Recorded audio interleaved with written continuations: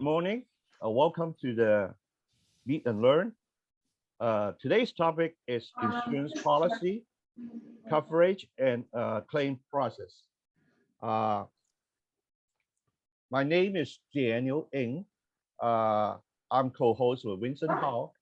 There will be three insurance representatives from State Farm, Farm Insurance, and Polink, financial and insurance service. So it's going to be an interesting topic. So everybody who would like to learn something about insurance policy, coverage, and claim process, this is a good time to do it. So without further delay, please allow me to introduce my co-host, Vincent Howe, and I got the most easy job. I'll do the opening and then I'll do the closing. Okay, without further delays, Vincent, it's yours. Hi, hello everyone. So we have today's topic is insurance policy coverage and the claim process. So we have around like 15 to 20 questions for our panelists. Then let's just start with our first question. The first question is for James. Let me introduce the panel. We have James Chen from State Farm. We have Sam Ian from Farmers Insurance. And then we have Susan from ProLink Elite Financial Insurance. And the rate will go down. Yeah, everyone here is very experienced. We do have a Q&A section, so please type your question in the chat box if we didn't cover it in our questions, so we can ask for you later, okay? Everyone will be mute, so if any question, please type in the chat box. So for the first one, we would like to ask James to answer for us. The first question will be, what does the standard homeowner insurance policy cover? And then what's the difference compared to a rental owner insurance? Okay, thank you, Vincent. Standard homeowners policy, it's going to cover primarily your dwelling. This is the physical structure, the building. It's going to cover personal property, what you have inside the building. It's going to cover liability, liability similar to like auto insurance liability. If you hurt somebody, how much does it pay out if someone were to get hurt on your premises? And it's going to cover loss of use also. Like if the building were in a fire, need to be rebuilt, where are you going to stay? Things of that nature. You're going to need some money for a place to stay, and that's your general homeowners policy. Rental owner's policy is going to be very similar. It's going to cover the dwelling, the physical building, the cost to replace it in case of a damage that's covered by the claim. It's going to cover personal property again, but probably to a lesser degree because the rental policy is not going to be fully furnished the way your home may be. It's also going to cover liability, and the loss of use is going to look in the form of a loss of rents. If your rental building is damaged and it needs to be rebuilt, the loss of rents will be covered under that rental policy. I see. So can we say for rental owner policy, is it like if the same house is usually like will be cheaper than a homeowner policy?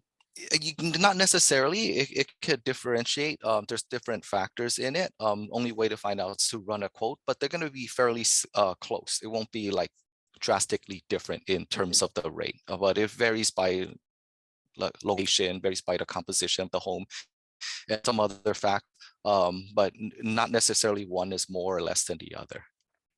I see. Okay, thank you. For second question, we want to ask Sam.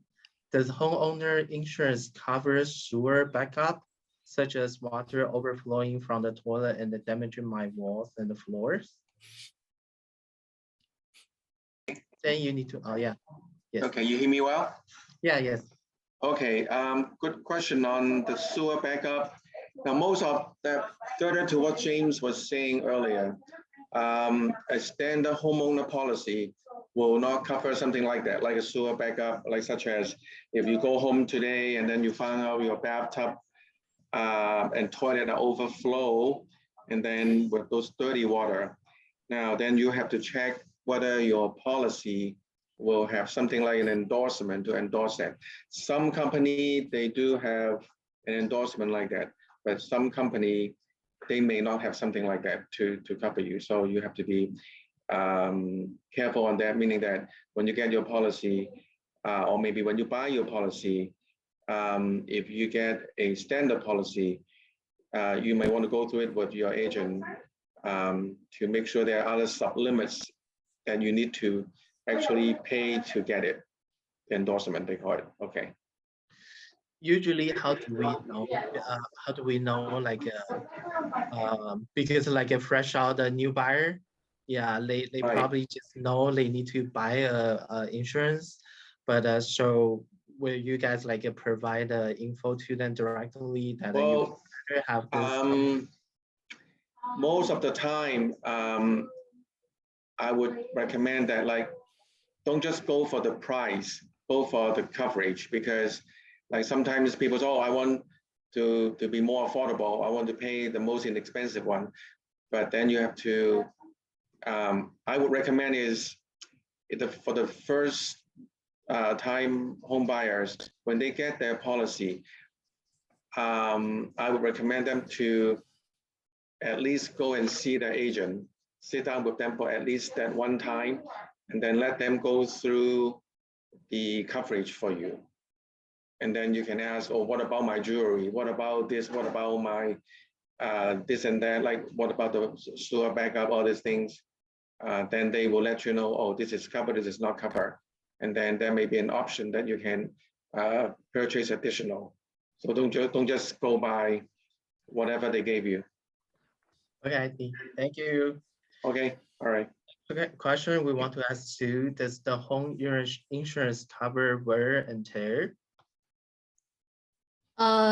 Okay, actually, the wear and tear are not covered under homeowner policy. That means the homeowner policy will exclude the wear and tear coverage, because most of the insurance carrier, there are certain features and property damage that can be avoided if a homeowner performs the proper routine maintenance to their home.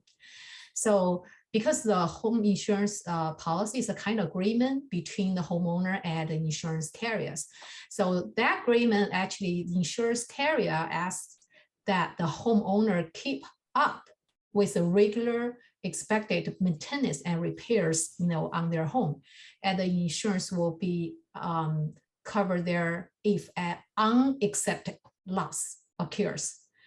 So this exclusion keep insurance company from being liable in situations where the damage is actually due to the insurance future to repair, replace, or do the maintenance, so some aspect of their property that need work.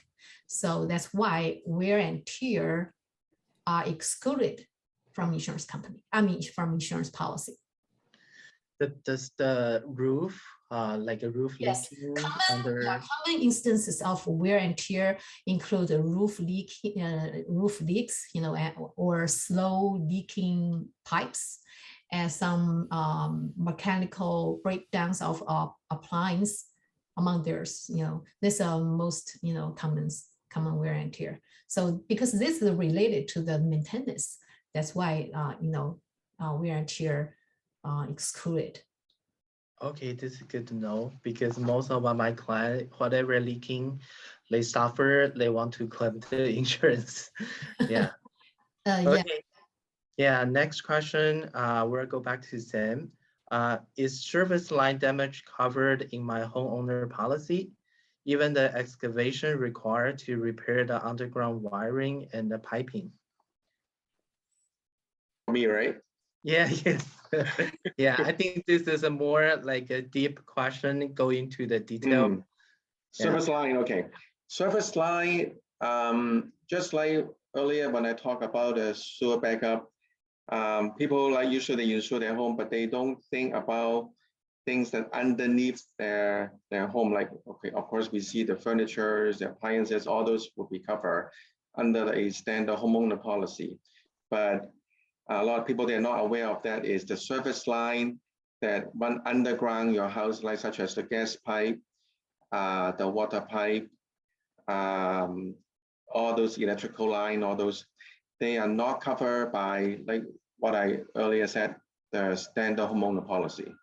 So I mean, if there is something wrong with your service line and then you call the city to dig it up, the city will not pay for the cost of digging it up, then it actually would be the responsibility of the homeowners to take care of that. So if your policy is a standard homeowner policy, you can check with the agent to see whether the policy will cover service line damage in your home. And then you can check with them to see what you can do to have that cover. Yeah, I think You know, it's not only require an experienced insurance agent, we also need an experienced like a buyer or homeowner to ask this. you just need to ask your agent question that like not just basically the furnitures, those are pretty much standard on every homeowner policy. But there are some other things that you may want to check with them. Like earlier, Sue was saying wear and tear is not covered. You know. Okay. Okay. All right. Thank you. Okay. So go back to James. The question is, my tree fell on my house. Does my insurance cover it? Yeah, absolutely. So if your tree fell on your home, your homeowner's policy would cover it. And even say, for example, if your neighbor's tree fell on your home, it's not the neighbor's insurance that would cover it, it's your own home insurance that would cover it. So tree falling on home is covered. And let's use another example. So these things usually are not of anyone's fault. They're just kind of acts of nature. High winds may blow the tree over, the home will cover it. Let's just say, for example, if your neighbor were to cut their tree and it fell over, your homeowner's insurance will still cover it. And then your homeowner's insurance may subrogate and go after the other party due to negligence or of their part if they were to cut a tree and it fall over under your home. But under all those circumstances, your homeowner's policy would cover it. One extra question. How about the tree root? Because I met like a 2 or 3 this kind of situation. The neighbor's tree root grow over like a left of the driveway on our side. Does the neighbor's insurance policy will cover this kind of damage, like under liability or anything? So generally, it's not of the neighbor's fault as well. The tree root growing over time, it may cause some damages. Things outside of the building, you have to check your individual policy for. I think Sam alluded to it. Sometimes what happens with tree roots, a lot of damage that occurs are like the plumbing, and usually those are not part of your homeowner's insurance. And it's great to get an endorsement that covers like the backup sewage, things that are outside of the home, the plumbing aspects. Oh, I see. Thank you. So the next question is for Sue. I think this is the important topic. Lots of people facing it right now, especially rental homes. For marijuana grow house, does the insurance cover it? I think my question is lead mode asbestos, does insurance cover it? Is that one? Yeah, can you answer those two, lead mold, asbestos, and the marijuana grow house? Okay, actually, first one, the homeowner doesn't cover it, of course. And the second is a lead mold and asbestos. Does insurance cover it? No, actually, those has been excluded from an insurance homeowner policy. But if your home experienced damage from a covered peril, your dwelling policy, I mean your homeowner policy or dwelling policy, may pay for the entire cost of a repair the damage, and including the cost of a safely removing and cleaning up.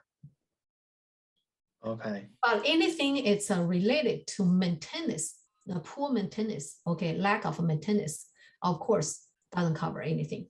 But if it's an unexpected damage, and this damage is actually covered. It's from the covered pearl.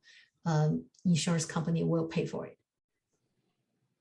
I see. Thank you. So let's go back to James. Do I also need flood insurance? Is it included in the hazard insurance? Okay, I'll answer the second question first. No, it's not part of your standard homeowners policy or condo unit owner policy or rental policy. It's not part of the standard policy. So today, most homeowners policies are called HO5 policies. They cover what's called open peril, which is just basically everything that you could think of, except for what's excluded. And generally what is excluded is earthquake. What's also excluded is flood. How is flood defined? Flood is defined as water that kind of rises from the ground up and gets into your home. So if you need flood insurance, first check with the natural hazard disclosure, see if you're in a flood zone. If you have a need for flood insurance, then of course, definitely buy the flood insurance. But check to see if it's a hazard in your area first. Okay, thank you. And then Sam, do I need an earthquake insurance? And what does it mean by percentage deductible? Okay, earthquake insurance, pretty interesting topic here. I think in California, we will have a chances of earthquake strike in our area. So whether to buy earthquake or not to buy earthquake is more like a personal preferences question, actually, maybe. However, I usually tell the client is, depends on how much money you have in your bank.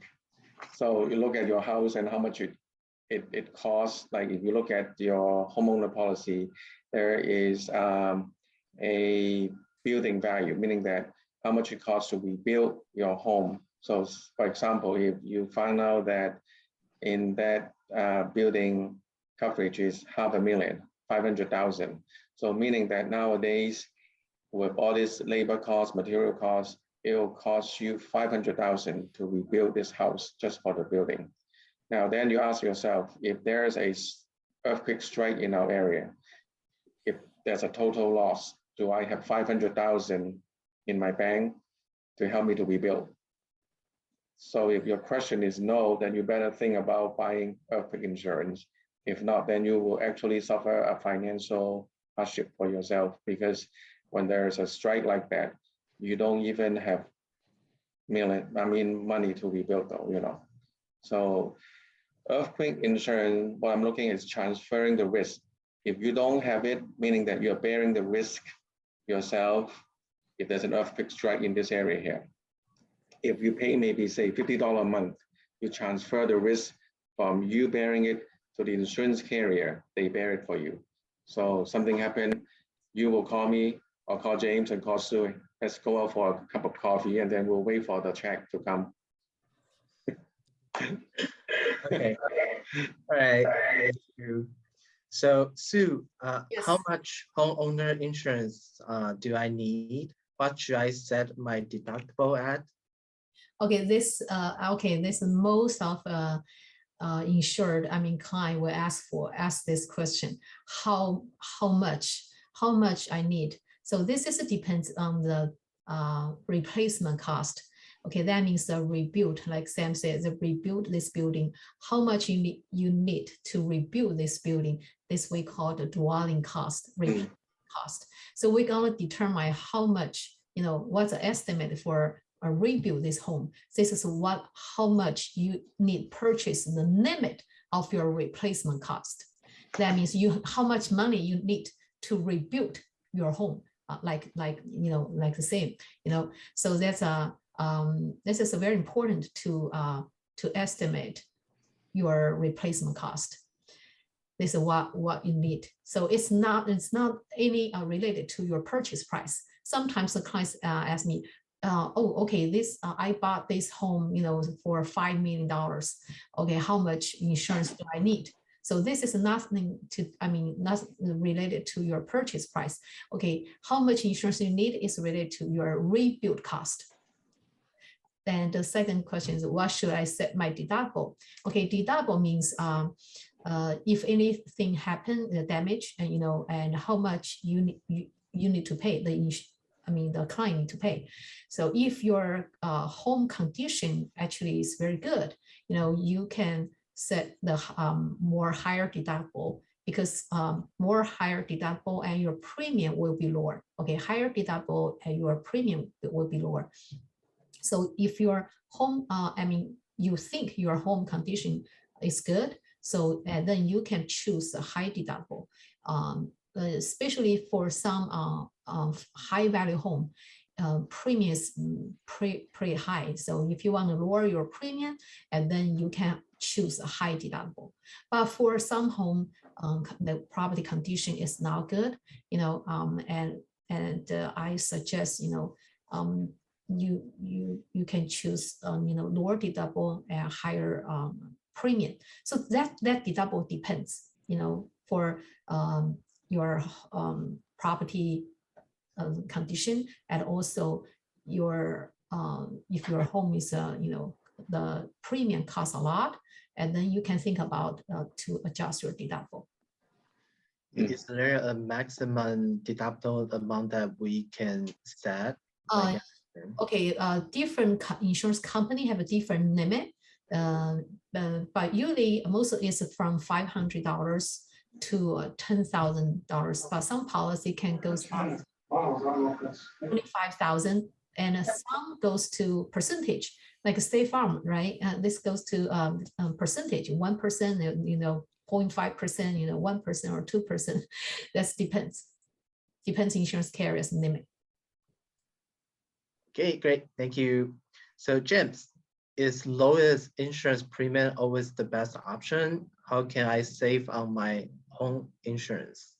I believe you guys kind of like answered the first question. Yeah, I think we can focus on how do I save my insurance. Okay, how can you save money on your insurance? Sue gave a lot of great points on saving money. So if your home is a newer build, it's going to cost less. If you upgrade your utilities like the plumbing, if you update electrical, update roof, those things can all save you some good amount of money on your home insurance. Another way, as Sue alluded to, is also your deductibles. You could have a higher deductible that'll lower your rate. The deductible, keep in mind, is the portion that the policyholder covers in case of a damage. Once the deductible is met, then the insurance kicks in. So the higher the risk that the policyholder absorbs, with the higher deductible, then the lower the premium for the insurance. I see. Can we say is the newer home, the insurance will be cheaper? In most cases, it's going to be cheaper because it's going to be less likely to have a claim, because they're less likely to have electrical damage causing fire, or plumbing being brand new is going to be less likely to burst and cause water damage. So there are discounts for newer homes and also discounts for newer upgrades that the homeowner puts into the home. Okay, thank you. Sam, how does homeowners insurance different from renters insurance?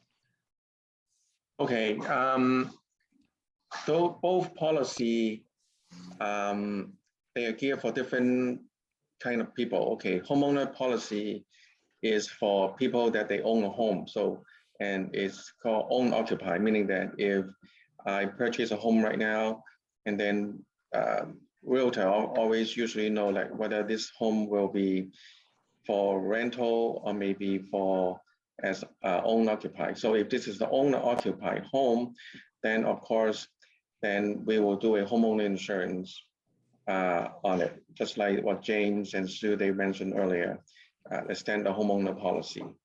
Now, also sidetrack, if this is a non-owner occupied, then of course it'll be a rental policy for to cover the landlord. I'm going to lease it out to someone else, to the tenant. Now, I as a tenant then I am leasing your home or maybe an apartment or maybe in a condo in this situation here.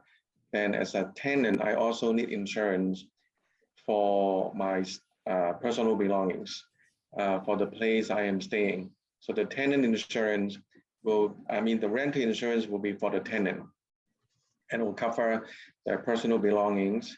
It will also cover if there is any fire hazard, fire happen, water damage to the unit here or to my apartment here, then the policy will give me the money to stay in a hotel. But if I don't have a tenant, I don't have the rent insurance, then if something happened to my apartment, or maybe I had a case that there was fire, not from my unit, but from the neighboring unit, which spread out into my unit.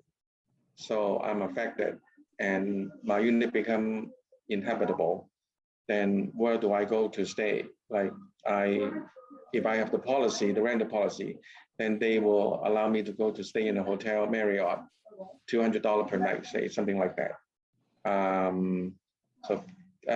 So rental insurance for tenant, homeowner insurance for homeowner. Okay. Okay. Okay. Sounds very important because if there's leaking or fire, it's always an argument who pays for the hotel bill outside. Yeah. So I think for the, I'm sorry, you're on mute. So I think for like a long time ago, the experience is always the owner was paying for it. But I think it's good now the renter's insurance can cover the hotel bills outside.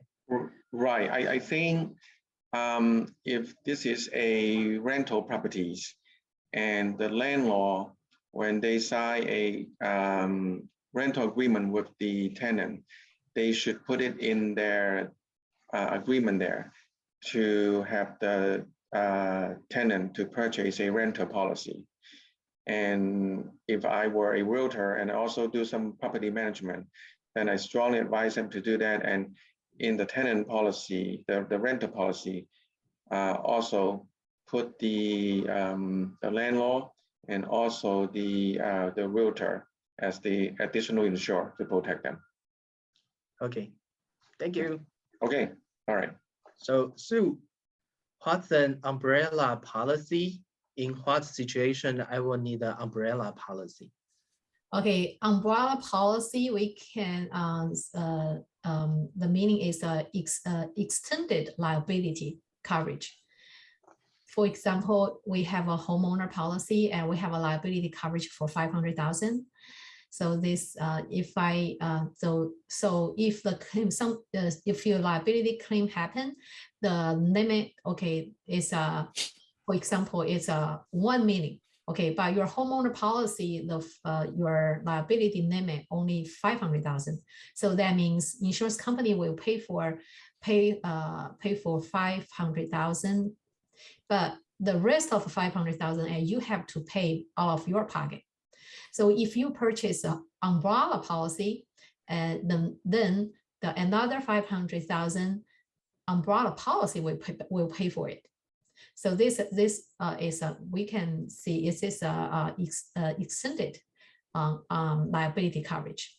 So do I need to purchase umbrella policy? I suggest the homeowner, okay, purchase it, because when you have an umbrella policy, you can put your homeowner insurance and your auto insurance, and if you have any rental property, all the properties you can put under the umbrella policy. So umbrella policy will protect all your assets, but the cost is small, very small, because for one homeowner and one homeowner policy, and you have 2 cards, you know, the cost for a year only like $300 to $500 around.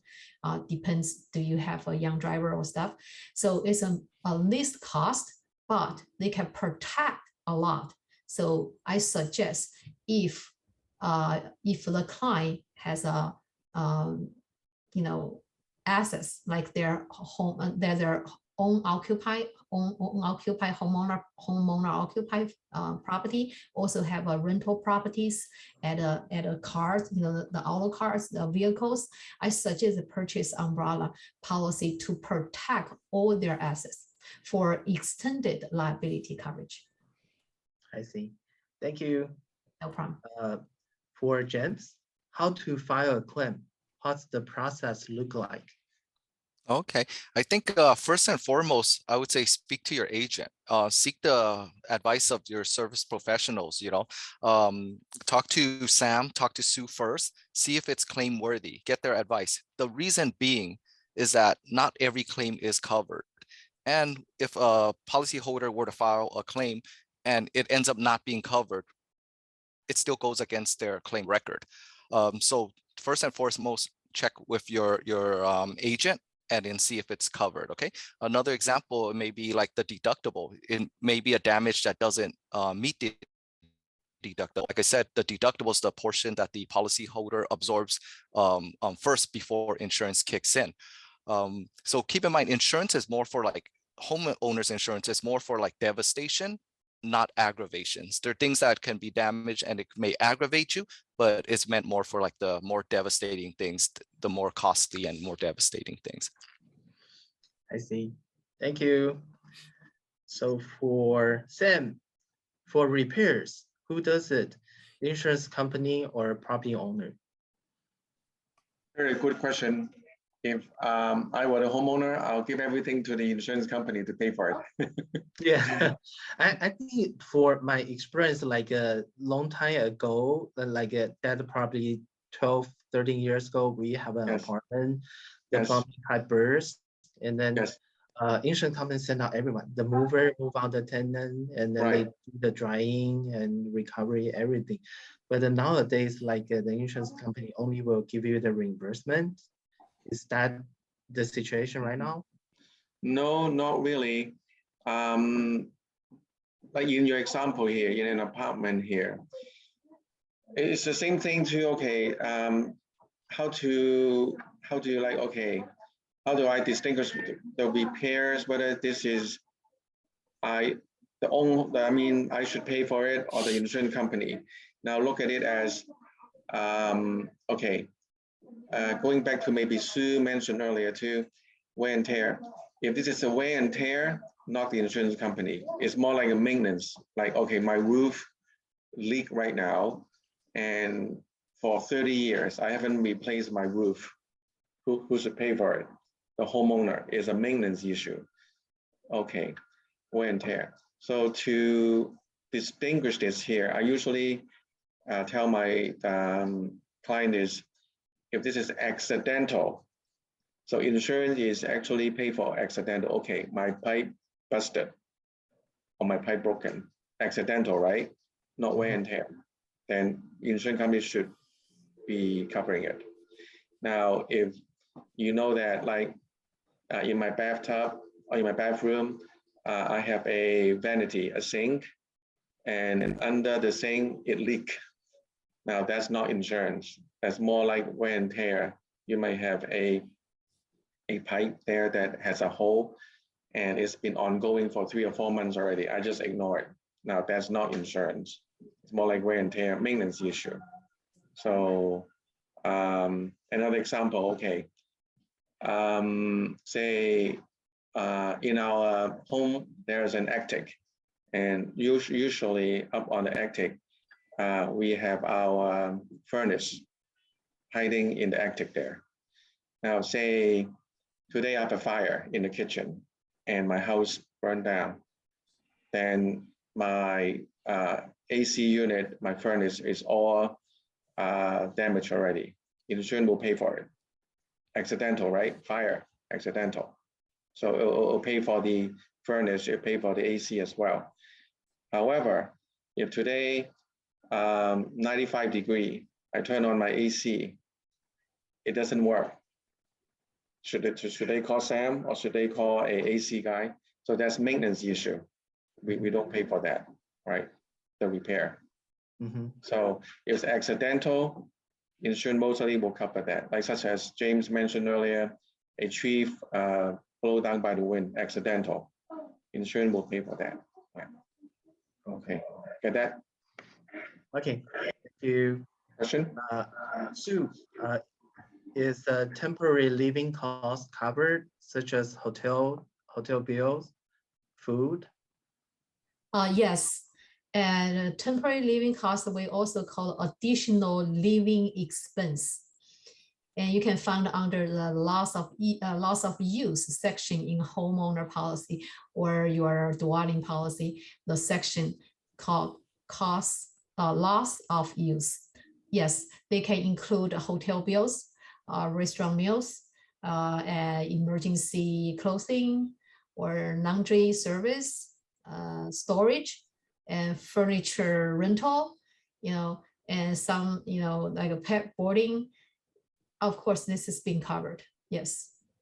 Okay, I see. So for gyms, this is a question a lot of our client was asking. The question is, what if I disagree with the repair estimate adjuster? Like you feel the damage is 10,000, but the insurance company feel it's only 5,000. What do we do? I say the best thing is to do your research and then itemize the damages. Some of the things that the adjuster first comes out to see, they may have missed. They may not have seen at all. Some things may have been uncovered during the fix. When you're fixing and you're digging up stuff or tearing things apart, you may find additional damage. So I would say submit a supplemental report. You could always ask like the contractor or the mitigation company that's helping you rebuild the home or clean up the home. They could draft up a report and provide that as additional resources. You don't want to just say, I don't agree. You want to back it up. Okay, find some evidence and back it up. Correct, yeah. Correct. Thank you. So the next question is for Sam. Will my insurance provider cancel my settlement offer if I disagree? No, they won't cancel. I mean, if you disagree, they will not cancel your settlement. They will still offer a settlement to you. But however, you have to find out, meaning that further to what James said, and if the offer of the settle, it is less than what you are supposed to rebuild it, like such as, you can't just say, oh, okay, they pay me $50,000, I want $60,000. That's greedy. It won't work. So you have to back it up. Okay, maybe you have to check with your contractors, maybe check with any other contractors. And if both of them, they come out to be, well, it should be $60,000 instead of $50,000. Then you look at what the adjustment, the adjuster settlement, they usually will itemize the settlement, like how much to rebuild this item, that item. And if your contractor find out that, oh, they forgot or they missed several items, then you can let them know, alert them, maybe even take some pictures of that area of the house that they forgot to include some labor, maybe some material to rebuild that. They will always want to work with you, but they have to settle for sure.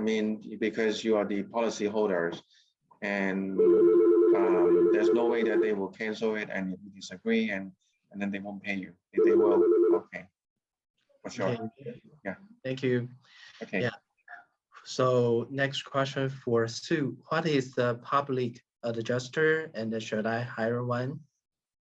Oh yeah, public insurance adjusters, they are experts in the details and language of insurance policies. So, and as well as at filing and adjusting, claims. So I suggest if file the claim, after file claim, I suggest to hire, adjusters, or you can, and then you can hire like a contractor, contractor that they do the expert, they are the expert adjuster as well. So they because they have a prior experience in constructions or another related field. So they have like a software or something to perform an independent evaluation of your property loss. So I suggest, because I just suggest to hire, use the public adjusters only because when claim happen, insurance company will send the third party home inspector to, adjuster to do all the inspection. But also I recommend to have the public adjuster to do the evaluation, because they know exactly how to log and submit an initial and a supplemental claims for the policy holder. And for example, if recently I have one property in San Diego, and the insurance inspector, actually did all the inspection and give the estimate. It's probably around 30,000 around. But actually, I suggest my client, to hire a contractor that they have a expert adjuster do the evaluation for this damage. Actually, is more. It's almost around 50,000. So they know how to work with the adjuster. Work with the carrier, the insurance company's adjuster to support all the supplemental documents and their estimate. So they can, they have more experience, to help a policyholder insurance, the homeowner to get, the reasonable repair, all the damage, the repair. Okay, great. Thank you. And James, the question is, what do I do if I got sued? Okay, that question would depend on what you got sued for. So if you got sued for things that relate to being a homeowner, like say, example, you have a dog, your dog run out the yard and bite somebody, that's covered under your homeowner's insurance. Or on the top of the segment, we talked about what a standard homeowner's policy covers. It covers dwelling, it covers, the additional living expenses under loss of use, it covers your personal property, and it covers liability. So, and this goes everywhere you go. Your homeowner's policy, it's not just restricted to your home. If you get sued, for example, I seen an incident where individual was snowboarding or skiing and hit somebody on the slopes. The homeowner's policy covers for that liability.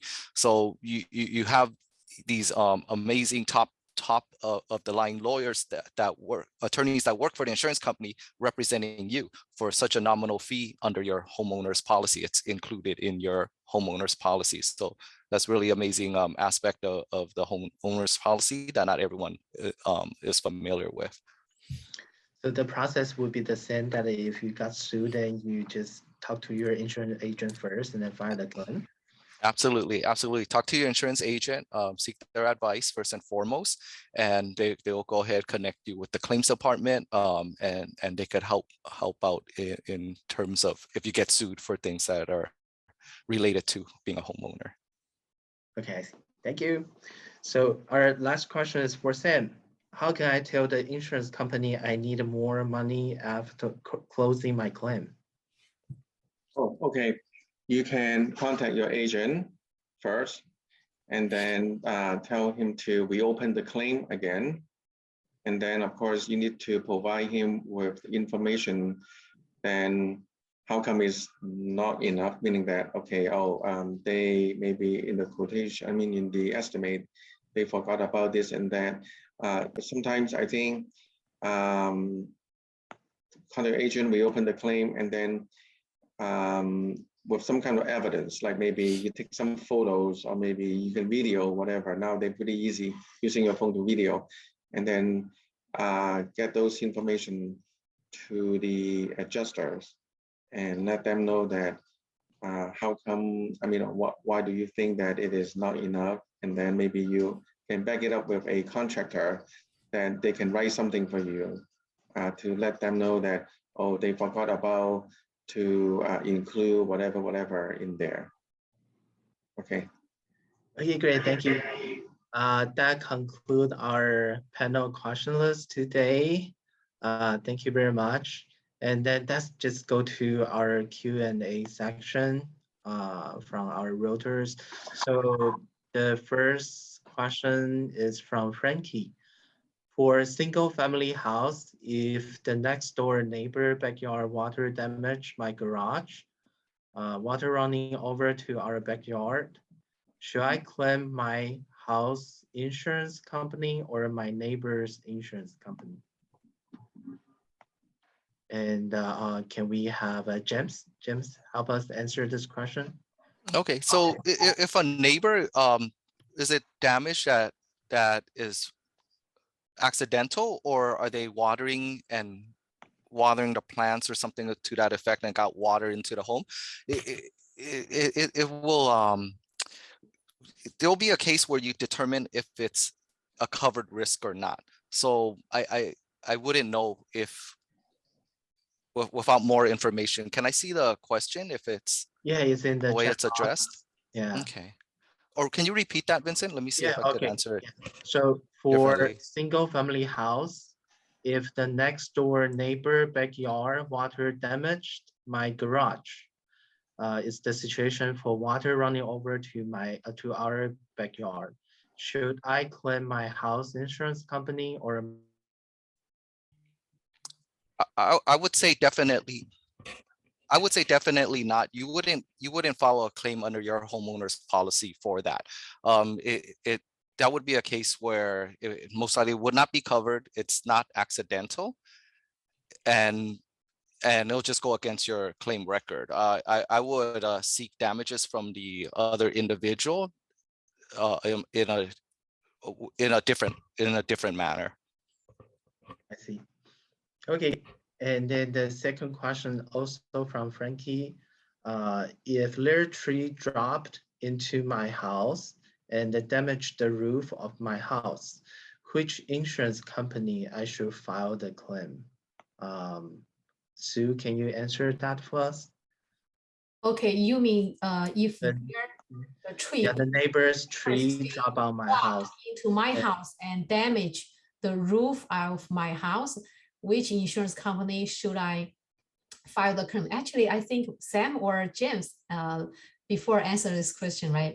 Yeah, you can claim your homeowner. You can claim your homeowner policy.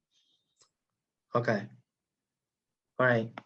So then the next question, also from Frankie. One of my clients' house got burned down, and they have replacement cost guarantee insurance.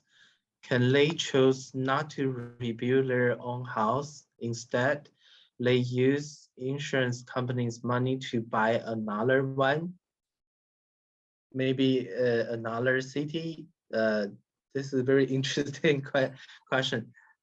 Sam, can you answer for us? Like the house got burned down, then they will get the insurance reimbursement, but they don't want to rebuild the house. They just want to buy a new one. Is that okay or possible? Sometimes it's not a matter of choice. And I could give you an example, right? If you have a mortgage on the property, no choice but to build up, because the mortgage company is an additional insured on the policy. They have an additional interest on the policy. So you almost have no choice in that situation. Now, if the home is paid off, then that may be a different scenario. Right, I was wondering into that area too, because the bank is actually loss payee. The house doesn't belong to you, but that's why you have a loan. And then you have to satisfy the loan first. And then the house becomes free and clear. Okay. Then once they pay you the money, if the house is free and clear, then of course you have the choice of not to rebuild, then buy another one. But then maybe someone will buy this damaged one, I don't know. But depends on whether you have a loan first. Okay, I think what James was saying is correct on that, yeah. Yeah, this is more complicated. Yeah, just like while our lending bank, they're joking, They are actually the owner of the property, not the buyer. Yeah. So next question is from Kevin Chong. For the earthquake insurance, is it cover 100% of the damage? Is any earthquake that cause damages to the property can make claim, or just national considered disaster? Sue, can you help us answer this question? Okay, actually, I didn't see this question. Okay, you mean the earthquake? You mean Yeah, the earthquake. earthquake will pay for the 100% replacement? Because the earthquake, actually, the limit is depends on their homeowner. It's the same the dwelling replacement limit as their homeowner policy. But usually the earthquake have a higher deductible, like 10% or 25%. So after the deduction, of course, the earthquake policy will pay for replacement limit. It's the same as their homeowner policy limit. Okay, thank you. The next question is for Vivian Yuan. Is there such thing as a time limit on when damage will be covered? For example, if a tree fell on one house, but the owner is out of the country, and when he returns after a month, he makes the claim a month after the tree damage. Is that case, can it still be covered? Sam, can you help us answer this question? The tree, Yes. yeah. You can still file it. There isn't any problem on that. I mean, it has to be reasonable. I mean, you cannot wait for 2 years or more than a year to file a claim 1 year ago. I think a few weeks and 1 month, there shouldn't be any problem. But if I were in that situation, I mean, you were out of the country, whatever, you can actually provide a policy number to your family members or to your friends and whoever, that they can file it for you. Or maybe nowadays with internet, you can actually email your agent about that happened, and then they can just get the claims going first. Yeah. Yeah. Because if it's a tree, okay, because if a tree fell down, I don't know how big the tree, you might have to get someone to remove it. You can't wait for 1 month to not remove it though, okay. You know, become a hazard, okay. Okay, thank you. The next one, I think this is a supplement from Frankie regarding the neighbor backyard leaking. So he was explaining, is there washer leaking water to my backyard? James, do you want to make any supplement to the answers on the question? Mhm. Yeah, so water leaking sounds like, okay, so if water is leaking from the neighbors over, it wouldn't be under your homeowner's policy in this situation.